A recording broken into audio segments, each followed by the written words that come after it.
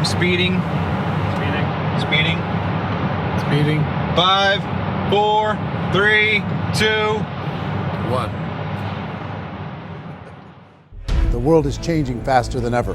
What used to take decades is now taking years or even months. What you see right now is the illusion that people have had for many decades about the workplace being this secure place to work the rest of your life. For the first time in the history of our nation, our children will not do as well as us. We've seen our friends get laid off. We've been laid off. We've had our pay cut. People are overworked and underpaid. They seem to have less time and less freedom. They live under constant pressure. This is going to be forced. And so even if your employer loves you, they may have to cut you. There's something wrong that on Monday morning, the heart attack rate increases by 35%. Technology is accelerating, job security is declining. It just doesn't seem like the old models of making a living are as reliable as they used to be. Every aspect of our lives, there's a better way out there, but we're still doing it the old way. We live in the greatest country on the planet, and there are a lot of people sitting around complaining and being cynical. Like everyone's whining about this old model, and I'm like, why don't you leave it? Look at all this over here. Look at all this opportunity. Since so much of our lives revolve around our work and the way we make our living, many people are thinking there just has to be a better way. The biggest challenge facing our world today is not making money, is what are we going to do with all the displaced, unemployed people? People are afraid that they're going to make the wrong decision. People are afraid of the unknown. People are afraid that maybe I don't have the skills. Hey, sports fans, industrial age is over. It's dead. It's dying. That's why going to school to get a job is an obsolete idea. A steady paycheck is an industrial age idea.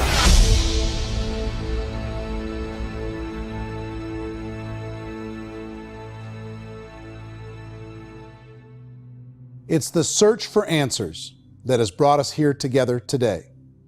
My name is Eric Worre, and for almost 30 years I've been an entrepreneur, struggling at times, but ultimately succeeding. As a best-selling author, speaker, and business owner, I've spent my entire career helping millions of people around the world to become entrepreneurs. And I believe strongly that there is, in fact, a better way when it comes to how we make a living. The career landscape has changed dramatically, and many are still working in a model that is completely out of date. What worked for previous generations isn't working as well for people today. In this film, we're going to explore 3 important questions. First, what's really going on in our working world today? Second, in this new economy, is it better to become an entrepreneur, or is it safer to work for someone else? And third, if a person decides to become an entrepreneur and start their own business, how can they do it without taking on massive risk? To help in this journey, I've brought together some of the greatest experts and thought leaders in the field of entrepreneurship to share the real facts with you. My intention is to give you new information that will allow you to make choices that are not limited by an old, outdated model. Let's start by understanding what's going on in our working world today.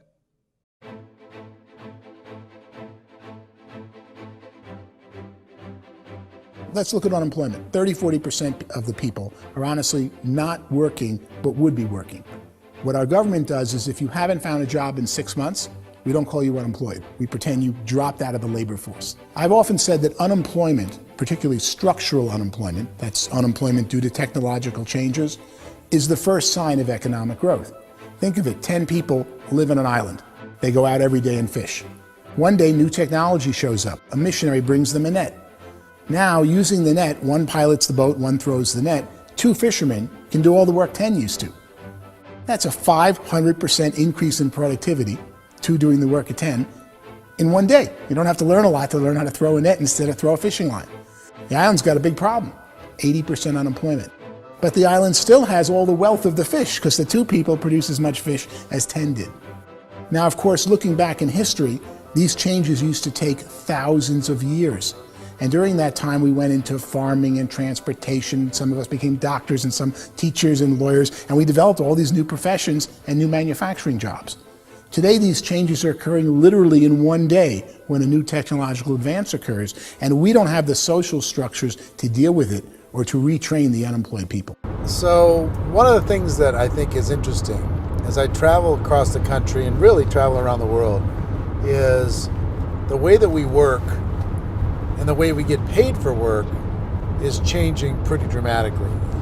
On a global basis, everything is being turned upside down because of the rapidly advancing technologies. They are eliminating many jobs, and we have been left with many people not prepared for the jobs that exist. A lot of demand in public companies was to squeeze out all the fat and to get just as much margin as we possibly could, and fat equals humans. So this idea of job security and information age is so obsolete, but it's still taught inside our school system, and that's where the problem starts. There's no financial education in the school system, and people are still trained to be employees to work for that paycheck. This is a chart on the middle class. What's happening in the middle class, those that went to school, their incomes have been coming down for years. And parents still say to their kids, go to school, get a job. Now what happens to all those middle class people who are dropping off the ends of the chart? Well, they become what's called working poor. And this is what happens to working poor. But they say poverty is ending. Well, poverty may be ending, but working poverty is going up. And this is food stamp usage. So food stamp usage in America is going through the roof right now, because people cannot earn what they call a living wage. Most people have experienced financial pressures that I think are probably greater than they have been in the past. If you're not working for yourself, then it's going to be a pretty hard road for a lot of people. Today, if you're going to control your future, the 40-40 plan is gone, where you can graduate from college and get a job and work for 40 hours a week for 40 years. That day is gone. So some of these charts actually tell you what's going on. And this is a really interesting one, you know. People are going back to school because if I go back to school, I'll get a nice job. But this is what's happening to, it's called Sallie Mae, which is the student loan guys. Student loan is going through the roof. It's now over $1 trillion, and student loan debt is worse than credit card debt. So when people stopped using credit card, the government got people into student loan debt. And the problem with student loan debt is you can never be forgiven. See, with credit card debt, you can declare bankruptcy and all's forgiven. But student loan debt, you can declare bankruptcy, you still owe it. It's the worst of all debt. But this is the next picture. Look at this chart here. This is what's happening to wages of college graduates. It's going down. So you go to college, you rack up all this debt, but you earn less money. Now, that's not that intelligent. Average person who's been working a lifetime in America today is ending their lifetime at 65 with about $41,000 in assets. They earned just enough to survive. I think in the United States we have something like 17 trillion in debt. That's just the federal government debt. We got another 2 in municipal and in other, let's call it almost 20 trillion government. We've got 40 trillion in private debt. That comes up to close to 60 trillion. When you then add something we never had before, what you were talking about, when we look at the unfunded portion of Social Security and primarily Medicare, Medicaid, that at the most conservative estimates from outside firms, Kleiner Perkins, 67 trillion and growing. That's more than all our other debt. There's less conservative estimates that say it's 84 trillion or higher. I added up conservatively $127 trillion in total debt. Debt is a financial drug.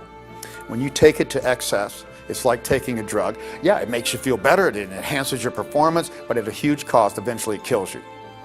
And so that's what happens. We keep doing more and more debt, and you get less and less results, just like a drug, until the debt gets so high that it crushes the whole system. That's where we're at, 8.2 times GDP. You know who I feel sorry for? I feel sorry for the person who dreads going to work, who is sick to their stomach on Monday morning, who hates their alarm clock, who gets a little glimmer of hope on a Wednesday because it's hump day and says, thank God it's Friday. And they live for those 2 days a week where they get to be themselves and they don't have to be around people they don't like, and they don't have to play the political game in the office, and they don't have to live this half life. The person that works 50 weeks a year just to be able to have the 2 weeks for vacation. And you know what happens to most of them nowadays? They don't have a vacation. They have a staycation. They have time off of work, but they don't get to go where they want to go because they're overextended. They've got all this debt. They got all this situation. They hate their alarm clock. They can't sleep until they're done. They have to spend most of their life in traffic. I feel sorry for that group of people because there's a better way. They just don't know it. I see this really interesting attempt at rugged individuality in a 6x8 rectangle. And I feel like you're all the same, except for the little push pins of the pictures. There's different pictures. Yours is named Jenny and his is named Sujara, but it's the same people. And this is how they are, and they're just like the zombies, and there's no joy in there, there's no fun. There's always like the wacky woman who decorates her cubicle, and that's the most she can do there. You got to give her credits, right? The wacky cubicle woman. The basis for their life is worry. I'm worried, you know, maybe I'll get fired. I'm worried maybe my company will go out of business. I'm worried I can't keep spinning the plates on paying the bills. I'm worried about how do I send my kids to college. I'm worried, what if the transmission of my car breaks? That's, you know, 2 or 3, I can't fix it.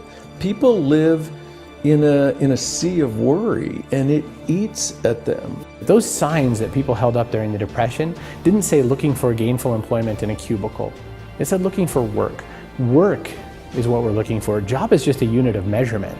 Work is what we're going after. It's time to look in the mirror and say, it's not the economy, it's my economy. It's my little world of where I am. I need to improve. I'm not going to wait for the economy to come back because, frankly, the economy is doing great in this country. So I'm here on Wall Street, the financial center of the universe, the financial capital of the world.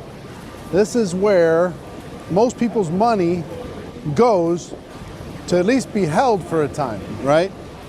With interest rates in banks being effectively zero, and many experts are predicting it's going to stay at zero for the next 10, 20, even 30 years, people feel like they don't have any choice but to put their future into equities, to put their future into the hands of other people on this stock market, and hope that the stock market goes up, hope that the stocks that their advisors pick or that they pick goes up. That's one way to go, I guess. It's my personal belief that if you put your future into the hands of yourself, in other words, you have earning power by yourself, I think you're a better investment than these guys. I think you controlling your future is a better option than handing over your retirement to these guys. The average household income in the United States is approximately $50,000 a year, what they call the middle class. To reach the top 25% of income earners, you'd need to earn at least $90,000 a year.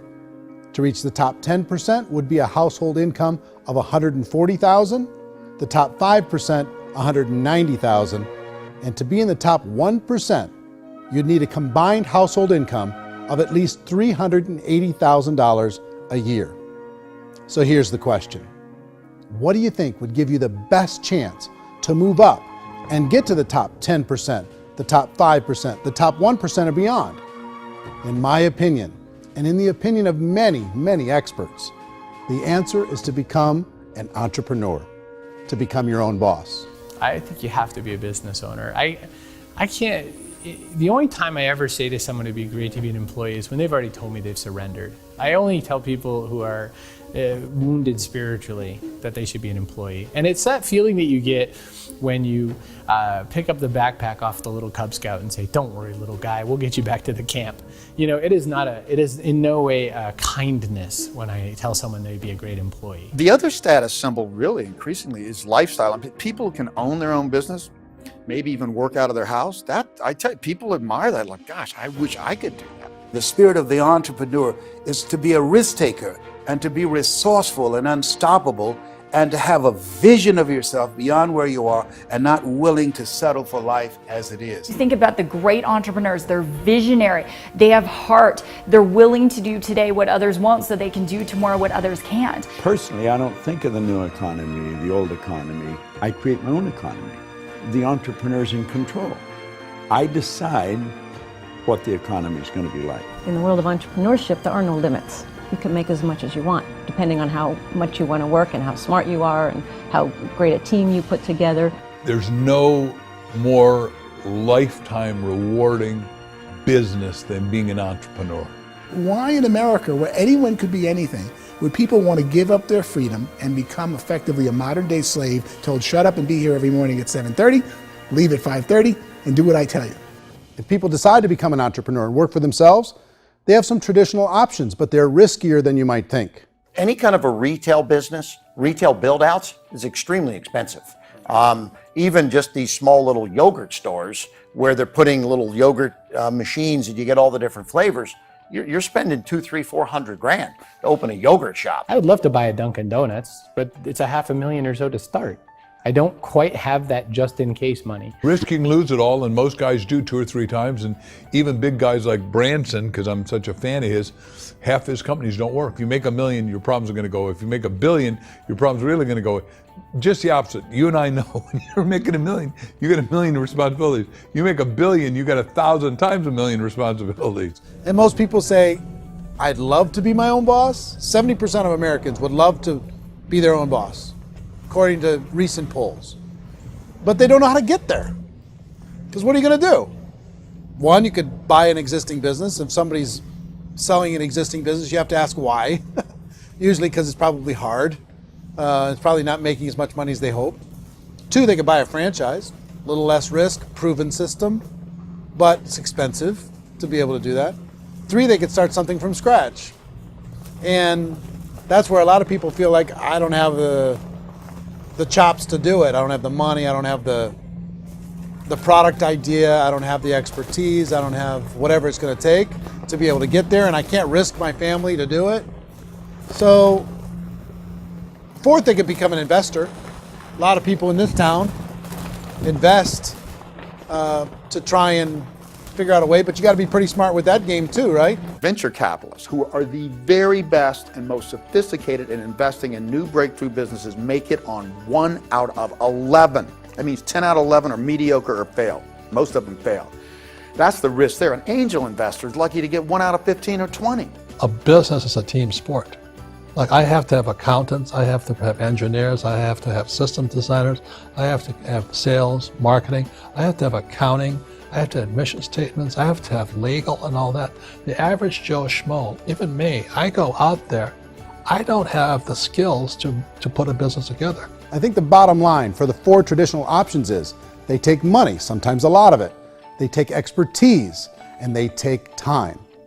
All of that adds up to just too much risk for most people. I bought a business from somebody else and it was a lot of work, and you start wondering, what did I just buy? Because I guess ultimately I own your email list and I just overpaid for it. People that start their own business, they spend a lot of money, they spend a lot of time, a lot of effort to get things started.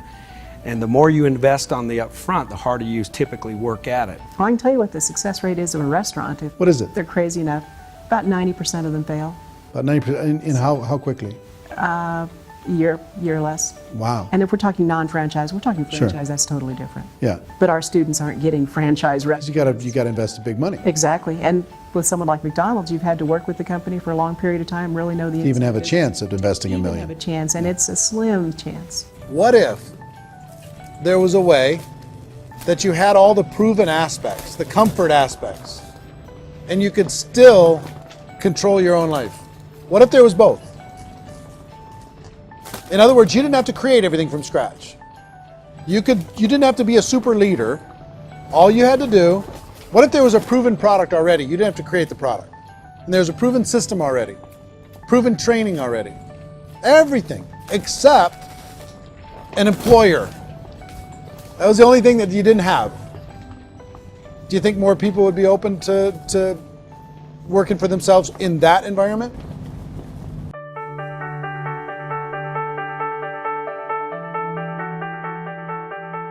In our search for a better way to make a living, we've come to the conclusion that becoming an entrepreneur is actually safer than being an employee.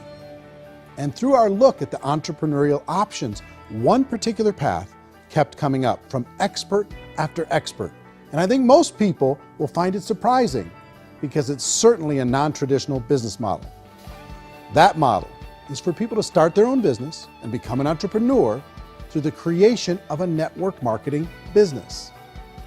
Some people call it direct selling because the product is being sold directly from the manufacturer to the end consumer, cutting out the middlemen. Other people call it multi-level marketing, or MLM, because there are multiple levels of commissions paid. The most common term today is network marketing, because network marketing best describes using a large group of independent distributors, independent entrepreneurs, to move a product or service more efficiently. So my friend here, Donald Trump, and I, we always write about the network marketing industry. And the reason we support the network marketing industry is because it really is a business school for entrepreneurs. Because most people come out of school looking for a paycheck. Oh, that's terrible. I went to network marketing like that.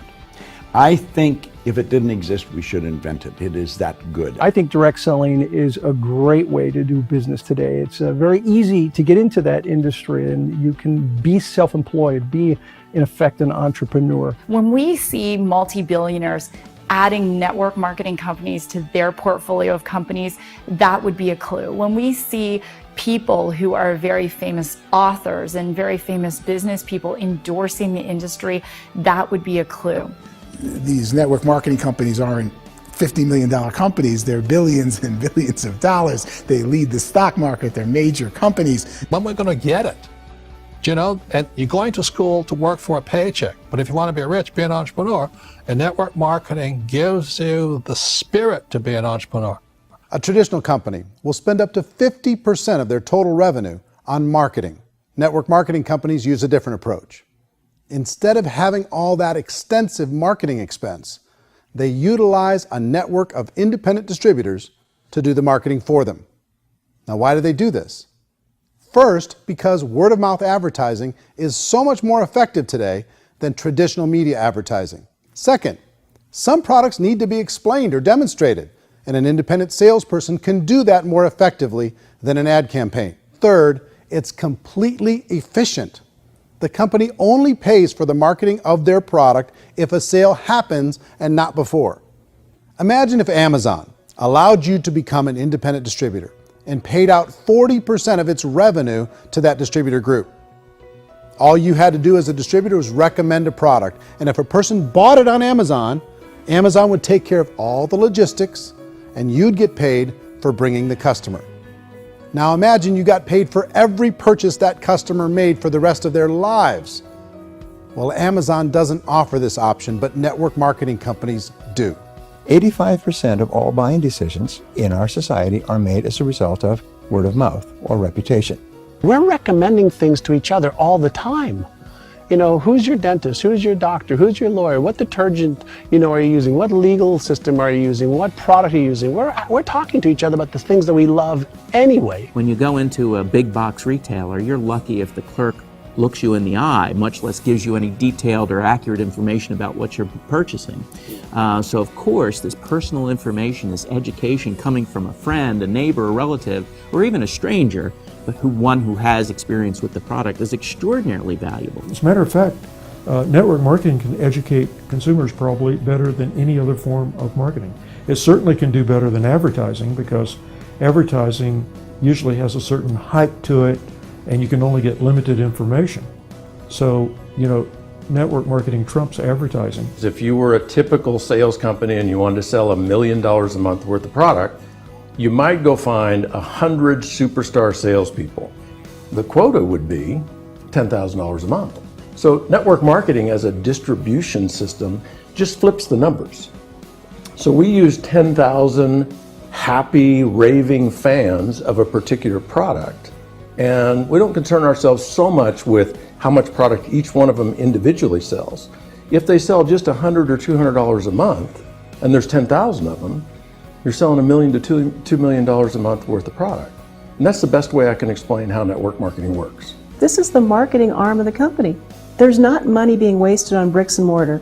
There's not money being wasted on inventory that's sitting stagnant somewhere. There's not employees standing around that don't have customers. These are people that are going to connect with customers. These companies allow people to become independent distributors for extremely low cost and with no minimum time or sales quota. Essentially, they own their own business and can provide as much or as little sales as they choose. In other words, the distributor gets all the benefits of traditional business ownership without the risk. The advantage of network marketing is the ease of entry, the low risk, and the low startup cost, because almost everything else has very high risk. You can get in for a minimal investment. You're buying into a system that's already been proven, products or services that have been proven to work. The keys to network marketing is providing an opportunity for the masses to get involved, providing an opportunity for the average person who doesn't have the resources to start their own business. All of this so far is fairly straightforward, but network marketing offers another benefit, and it's this benefit that makes it so interesting for entrepreneurs. Network marketing allows a distributor to build their own network of other distributors and then compensates them on the sales created by that entire group. Direct selling is, at its base, very simple. It's the sale of a product or service to an individual on a face-to-face, one-on-one basis, just the way we're talking right now.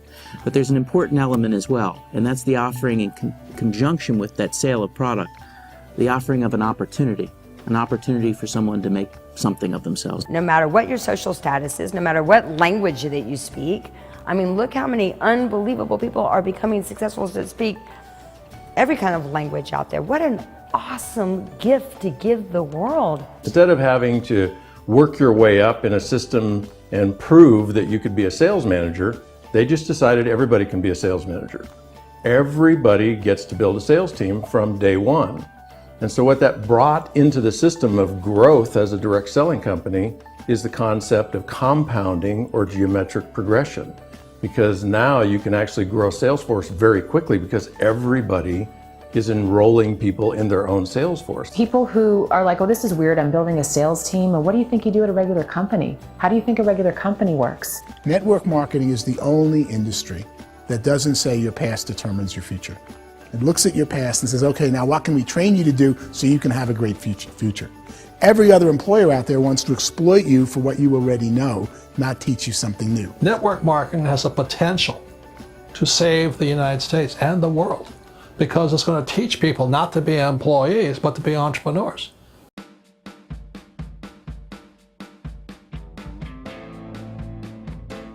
According to the Direct Selling Association, if you add up all the network marketing companies around the world, they combine to do over $178 billion a year in retail sales. To give you an idea of how big that really is, the NFL, the National Football League, does approximately $9 billion a year. The music industry does a little more than $16 billion a year, and the movie industry does about $80 billion a year. Using a conservative average, network marketing companies pay their distributors about 40% of that $178 billion in the form of commissions, which adds up to more than $71 billion a year. That's almost $6 billion a month. It's almost $200 million in commissions every single day. So it's certainly working, and people are making serious money in network marketing. With the growth of the direct selling industry over the last 10, 15, 20 years, we've seen a broader understanding of the channel.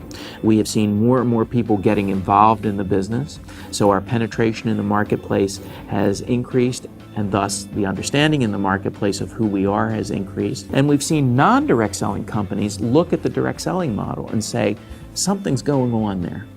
People are making money, companies are being profitable, individuals are being motivated, product is being delivered to market. Maybe we should explore this. Some people think only the people at the top make money. Well, let's take a look at that as well. In the network marketing profession, there are roughly 500 people in the world who earn over $1 million a year. If you round that number up to $2 million a year, that adds up to about $1 billion a year. That takes the $71 billion paid out each year down to $70 billion. So where does the rest of the money go? The vast majority goes to part-time people making anywhere from a few $100s a month to many thousands of dollars a month. It goes to people who choose to make it a full-time career move and earning even more than that. Every day, people are using the money they earn through network marketing to pay off debt, have more fun, and improve the quality of their lives. Everyone I know in network marketing has been doing that since the 50s. They go to work when they want to go to work. They stop working when they want to take time with their children to have a leisurely breakfast and discuss issues and driving to school. They go back to work when they get home, wherever they're working out of. The biggest thing that I've seen is people that have become much happier in their life. MLM has probably made more millionaires of more people in more countries, and I've spoken to them in 67 countries, than any other single form of business, starting from nothing. If they have a choice between working a job for the next 10 years or working a network marketing business for the next 10 years, the result of working the network marketing business will be better. A lot of people within the industry go on and make this a career and do extremely well at it. Network marketing has been nothing but good for everyone I know that's been involved with it because they did it seriously and they played full out and they've been very successful. It's been a constant barrage of success stories and people showing off stuff that they got as a result of it. How many people are involved? Approximately 16 million Americans and 96 million people around the world are currently participating in network marketing. And in a recent poll, 82% of those people report a good, very good, or excellent experience with network marketing. So people are happy.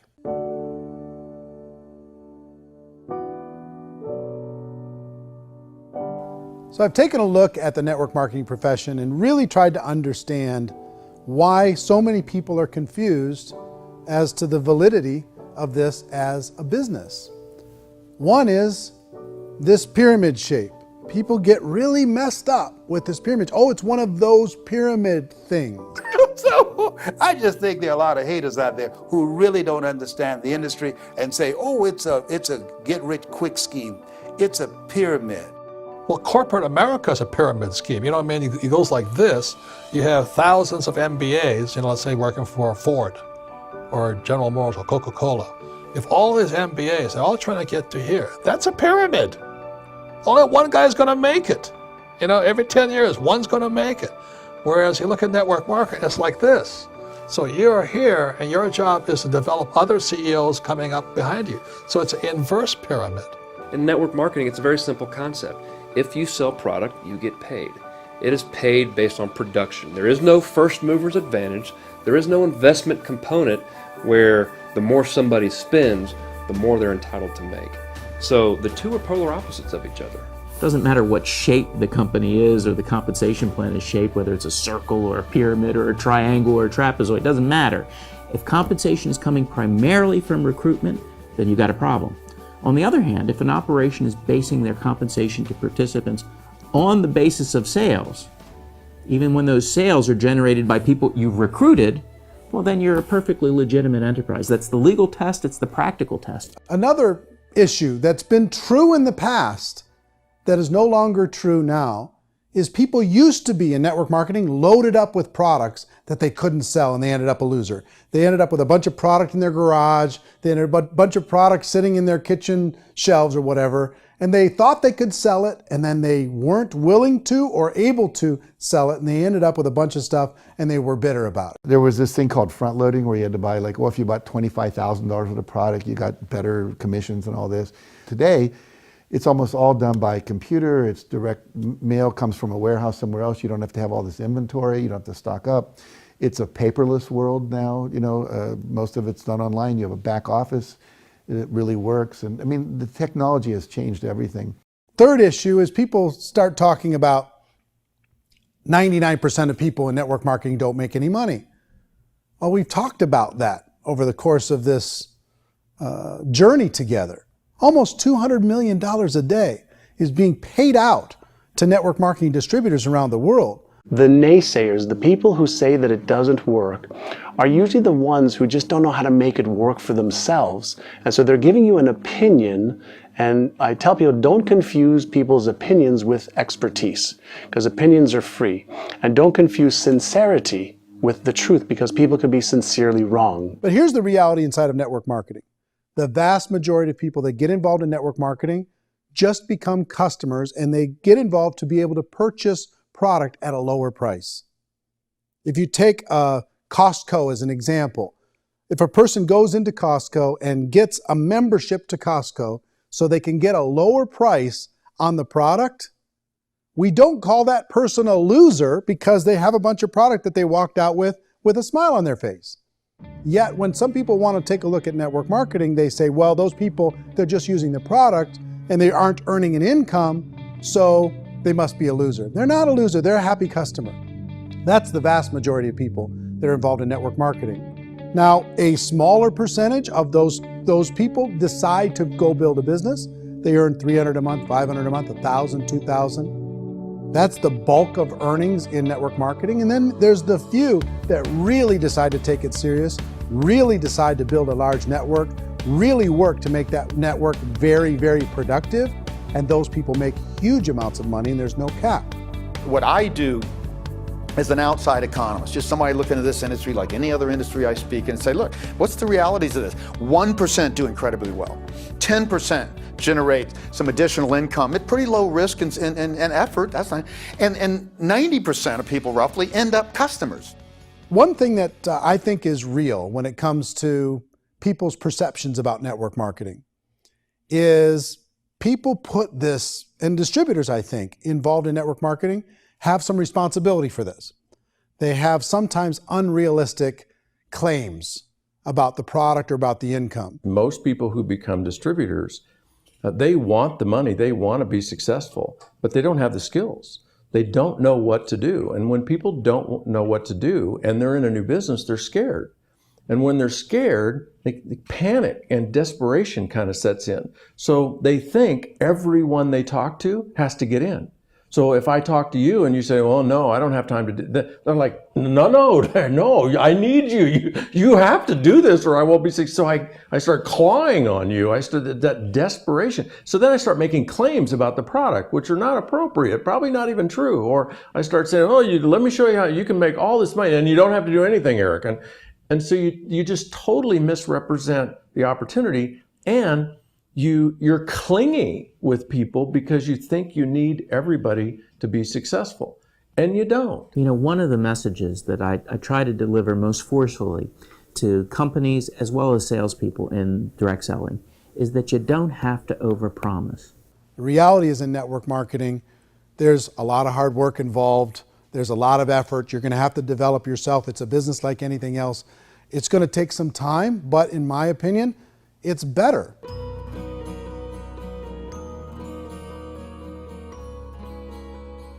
It's light years better for people starting today than it was even 5 years ago. I think it's more widely accepted now, and people understand it is a business. It is being an entrepreneur. It is being a business owner. Our belief system is based upon our evaluation of something. And frequently, if we reevaluate a situation, our belief about that situation will change. The industry has changed and it's grown up. It's totally transformed. You've got young people today that have grown up with social media, and they understand networks. They understand how people are connected through technology, and they understand how money flows through those networks.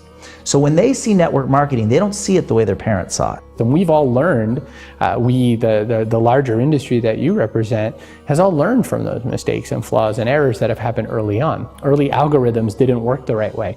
That's all fixed. It's like when they design a computer program, they design the program, then they run it, and then they go back through and they debug it. The MLM industry has been debugged. This is the day of being virtual, being able to run a business from your mobile phone. I mean, it's incredible. Companies are getting smarter. They're implementing more consumer protections. They're implementing more compliance training. They're doing more with respect to product research. If you do get involved and you make purchases of inventory, even on a voluntary basis, if you decide that this business is not for you, you can leave and have that inventory repurchased by the company. There's no other business that offers that kind of protection on a voluntary, self-regulatory basis.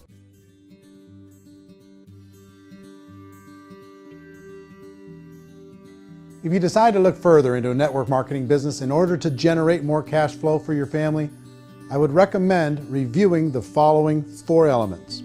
First is the product or service. And on the product or service, I would ask 5 important questions. 1, do you like it? Is it something you would feel comfortable sharing with others? 2, is there a recognized need in the marketplace?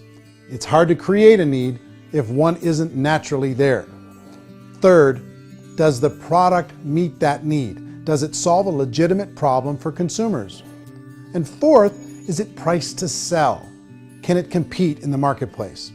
And fifth, is it priced for profit? Is there enough margin for the company and the distributor to be able to generate income for the long term? If you can answer the questions on the product to your satisfaction, the next element to consider is the company itself. Is it well run? Do you believe in the founders or the management team? Do you feel they have what it takes to go all the way? See, it doesn't matter how good the product is if the management can't take care of the company. Good management can change with the times. They can handle adversity. They can make good decisions. Make sure you choose a company that can serve you for a long time. The third element to consider is the compensation plan. And with that, there are 3 important things to look at. First, a brand new person needs to be able to generate some money fairly quickly. It may be an obvious reason, but you can probably imagine the ripple effect of a distributor getting involved and having even a small victory fast. That can only help with the overall success of the organization. Second, a person should be able to develop a moderate part-time income in a reasonable period of time. As they develop their network and as their sales grow, they should be able to enjoy more benefits. And third, for the people who are really serious, for those who decide to really go pro in the network marketing profession, there should be the possibility to make a serious full-time income if they work hard and are committed to developing their skills. If you're comfortable with the product, the company, and the compensation plan, the last thing you should look at is the support that will be made available to you. Does the company have a website? Does it have a solid online reporting tool? Do they have comprehensive training available? Do they host events to help you build your business? If you decide to do this, what kind of a support system can you plug into? Choosing a network marketing company is a personal decision. But evaluating the 4 elements of product, company, compensation plan, and support is a great place to start. Is the company promising that you're going to get rich quick or that you can make a lot of money without a lot of effort? That's a red flag. Is there a product that you really believe in that you think can be sold? Or are you being told by salespeople or the person who's trying to recruit you or by the company itself that don't worry about the product, all you have to do is recruit other people into the business? Red flag, warning sign. If you're hearing that, take a second or even a third look. Get to know the customers, the products, the business, have some success, and see where the opportunities might take you to move up in the organization. You want to find out how concerned are they about my education, my training, and my development? Is there a space for me to grow? Most important question. Learn everything that you can about the product. Make sure it's something that you believe in, and learn everything you can about the industry and work that system. You have to be very passionate about whatever that company is doing. I would get involved. You can always test drive anything, the product, the service, the community, and then lean into it a bit. If it feels good, then lean into it a lot. Behind me is the Lincoln Memorial.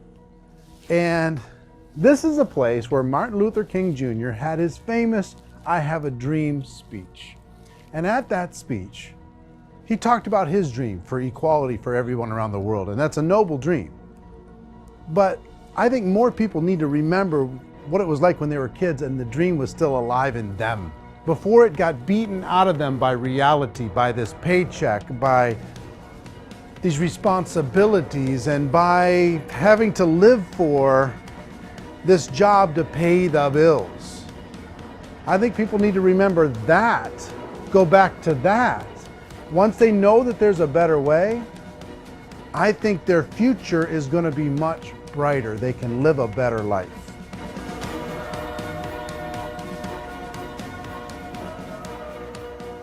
So if you're considering getting involved in a network marketing company, let me offer you just a few pieces of advice. First, network marketing isn't perfect. It's emotional, it's challenging. Like any entrepreneurial venture, it can have its up days and its down days. But if you have an entrepreneurial bone in your body, it's just better. Second, if you're gonna do it, decide to be professional. Decide to go pro. It's better to do that than just be this amateur sticking your toe in the water. Third, as any professional, you're gonna have to learn some new skills. And I promise you, inside of the network marketing profession, they're not too difficult to learn. Fourth, like anything worthwhile, it's gonna take some time. Don't expect that you're going to get to the finish line right out of the gate. And fifth, it's worth it. It's worth it to be able to take charge of your life again. It's worth it to be able to control your own financial situation. It's worth it for the people you're going to be able to spend time with. It's worth it for the things you're going to be able to see and the experiences you're going to be able to experience. It's worth it for the causes you're going to be able to contribute to, the lives you're going to be able to touch, the customers you're going to be able to help, the friendships you're going to be able to develop. I promise you, it's worth it. Remember, most people are searching for answers just like you are. But I do have to tell you the catch to network marketing. If there is a catch, if you want to understand this from an emotional point of view, people say, well, it sounds too good to be true. It's not, it's hard work. But here's the catch. Most people still don't understand it. So you're going to have to endure the loss of social esteem from ignorant people. The uneducated will think less of you. Now, if you can handle that, you're on your way. If that's going to destroy you, you know what? Entrepreneurship in general probably isn't in your future. If you can face that catch, you can become unstoppable. I want everyone to really contemplate this if they're not in network marketing. You're in a job, you probably have a mortgage, you have rent, you have debt, whatever's going on. You're in a prison. You work just hard enough to keep them from firing you, and they pay you just enough to keep you from quitting. Come on! I've been there, done that, and bought that t-shirt. In network marketing, if you run into failure, it's really just a homework lesson for yourself. There's no one to blame. You really have no excuse not to be successful. You just don't. People don't want to hear that, but there's so much available to you. If you want to be a good network marketer, be a student to the people above you, be a fellow traveler to the people on the same level, and be a teacher to those below, and know when it's appropriate to do which. People who are not afraid of asking people to buy things, or not afraid of persuading people with the chance they may say no, these people own the future. Nothing happens until something moves. So you got to go move, you got to go do something, or nothing's going to change in your life. In the beginning, you're going to do a lot of things that you don't get paid for. But as you go down the road, you get paid for a lot of things that you don't do. And your job is rehabilitate the spirit, the entrepreneur spirit in all of us. Get it back. Either give it a strong yes or a strong no, but no wishy-washy, dilly-dally stuff in the middle. There's dreams and there are nightmares, but I believe that the biggest nightmare of all is when you don't pursue your dream. You're going to see some monumental growth in this profession. It's an exciting, exciting time to be involved with the network marketing profession. The next 10 years, I see just exponential growth. When that tipping point comes, it's not a matter of asking somebody, have you ever heard about network marketing? You're really asking them, which company are you building your wealth in? We are here to fix the world, to improve relationships with other people, to improve other lives. And the real reward comes as an entrepreneur at any level from teaching somebody something and watching them soar. There is no greater reward.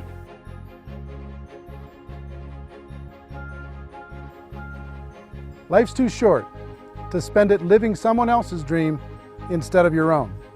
It's too short to spend it living at a fraction of your potential. Can being an entrepreneur be a challenge at times? Sure. But here's what you get in exchange. It can be yours. Something that you built, something that you created, something that you made happen. This balloon represents your dream. It represents entrepreneurship. My wish for all of you is that you would reach out and grab it. The choice is up to you.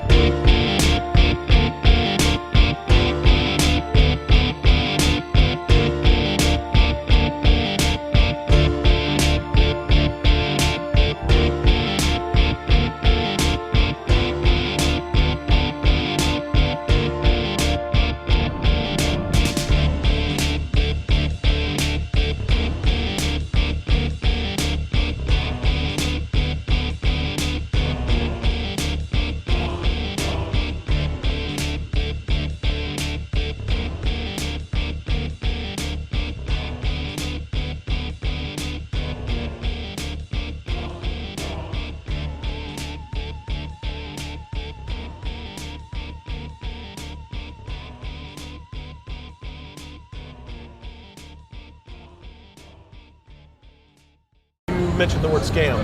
Why did you mention the word scam? The only reason it is a scam is because... That's terrible.